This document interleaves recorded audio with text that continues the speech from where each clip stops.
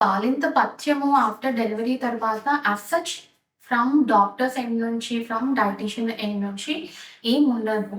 ఏం తీసుకోకూడదు అనంటే మీకు స్పైసీ ఫుడ్, ఎక్కువ మసాలా ఫుడ్, బయట నుంచి ప్రాసెస్డ్ ఫుడ్స్ ఇట్లాంటి ఫుడ్స్ మనం తీసుకోవద్దు అని చెప్తాము.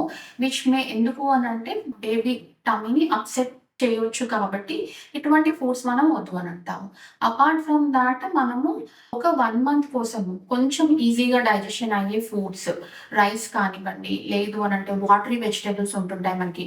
ఆనపకాయ, బీరకాయ, దొండకాయ లేకపోతే పర్వలేమన్నా, గ్రీన్ లీఫీ వెజిటబుల్స్ ఇటువంటివి మనకి ఎక్కడ కూడా గ్యాస్ ఫార్మేషన్ ఈ వెజిటబుల్స్ ఏవి కూడా మనకి గ్యాస్ ఫార్మేషన్‌ని కాజ్ చేయవు కాబట్టి ఇటువంటివి మనం తీసుకోవచ్చు. ద లేటెస్ట్ స్టేజెస్‌లో మనము బీన్స్, కాలీఫ్లవర్, క్యాబేజ్ ఇవి అన్నీ మనము స్లోగా ఇంట్రొడ్యూస్ చేసుకోవచ్చు.